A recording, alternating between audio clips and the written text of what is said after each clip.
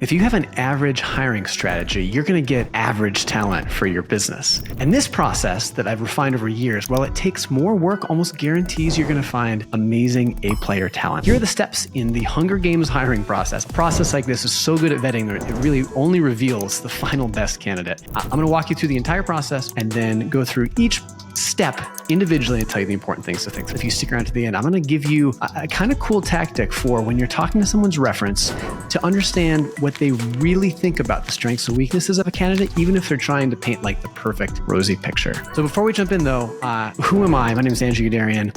I've been a full-time e-commerce entrepreneur for 15 years, started and sold multiple businesses. I'm the founder of E-commerce Fuel, the web's largest community of 7- and 8-figure e-commerce owners. And like I mentioned, I've used this exact process refined over the years to find a team who I can count on to run my business, and they do an incredible job. Number one, the job description. A lot of people talk about job descriptions, and if you read the ones that are out there, they are incredibly boring and not very persuasive or fun to read. My biggest suggestion, don't be a corporate tool. Talk about what your business is really like, why you exist, who you're looking for, who you aren't looking for. Throw some humor in there. Be different. Number two, the first step in your process should be screening for the number one most important job attribute you're looking for. If you need someone who can write incredibly well, have them reply to an email. So whatever it is, figure out what the most important criteria is and screen everyone from the top.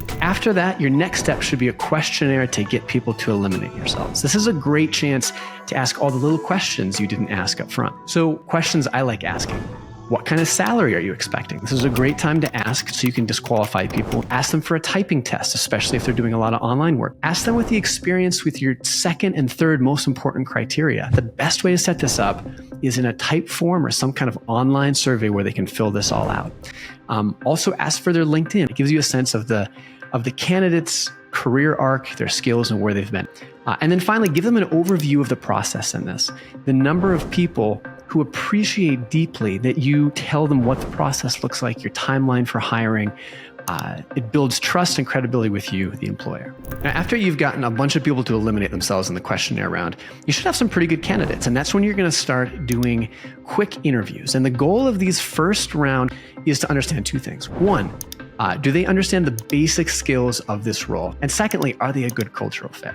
So on the skills side, just come up with a couple quick questions. Does this person understand kind of the intermediate level facets of this job? And secondly, think through the core cultural facets of your organization, your company, you want this person to match. For example, if I want to find out if somebody's hospitable, I'm going to say, tell me a time in the last 2 months you did something for a friend or a loved one outside of a birthday that made them feel special or seen. Ask questions like that to suss out from a cultural perspective, are they a good fit?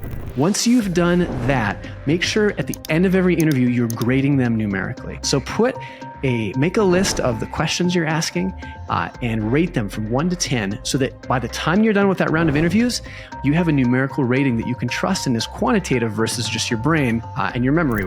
So now you should have a handful of candidates, maybe 3 or 4 or 5 at the most, that you can go on to the round 2 interviews. And these are going to be more in-depth to dive deep on their skills, really start asking them the nitty-gritty questions. And can you prove to me through answering these questions that you know all the details? Ask about their work history. Ask about why they are leaving and coming to a new organization or wanting to. You learn a lot that way. Get input from your team. So for all the important questions you're asking, go ahead and make sure you grade them numerically. Also ask them for references. So what I do to try to get an accurate assessment from references is I ask every reference to rate the candidate on a scale of 1 to 10 in like 7 or 8 areas. Attention to detail, communication, ability to take feedback. What you have to do is you have to grade on the curve. So if somebody gives somebody a 10 for communication and an 8 on the ability to take feedback, well, you know ability to take feedback is not one of their strengths. All right, at this stage, you probably have 2, maybe 3 candidates left. And it's time to put them through the paces of a project. Give them the real work that they're going to be doing. So when you're doing this, pay them well. You're already signaling how you're going to treat them. I like to put them in the 10 to the 15 hour range. That gives me enough time to give them something meaty without completely blowing up their life. As the results come in, make sure you also don't just evaluate the results, but look at some of the meta signs you see. These things are also a lot of very telling for determining what someone's going to work like in your business. So finally, hopefully, the work project is often the most illuminating thing, and at this point, you likely have someone who is a standout winner. Biggest thing I could recommend right now, and where a lot of people drop the ball, is to get complacent. You have to change your strategy. You have been, the candidate this whole time has been selling you that they're the great fit. Well, the power dynamic has changed. I need to sell them now. I need to make sure this is worth their while.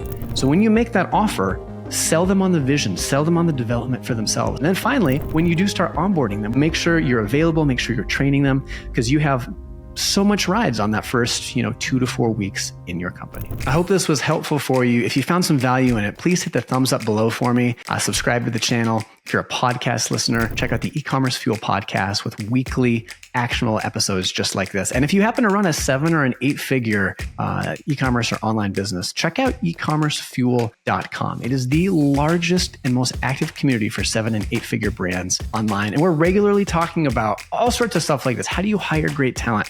How do you motivate them? How do you put together incentive packages? How do you become a great leader? Not to mention all the other million parts of running a meaningful business. Thanks for listening. Work hard, adventure often. Appreciate you watching. Anytime I hire an agency or use software, I always search ECF first, not just for the specific software that I'm considering, but also on a broader sense. Like, does anybody have recommendations? What are you using for this? And on a large number of occasions, the ECF community has mentioned other alternatives that I may not have known about or considered. And E-commerce Fuel has been incredible.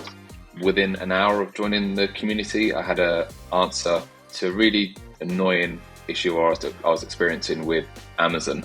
And on their community, someone responded they had the same issue. This was a simple fix. I implemented that the same day, and within an hour, the platform paid for itself. What ECF has provided for me is the ability to have somebody that's been through whatever I'm struggling with, or I can bounce an idea off of or get new ideas from. There's always somebody that I can turn to. The ECF community has helped me feel less alone on my journey of building an e-commerce brand. I feel like I've also learned a lot of great new strategies and made amazing connections through the platform, and I can't imagine building the brand without it now.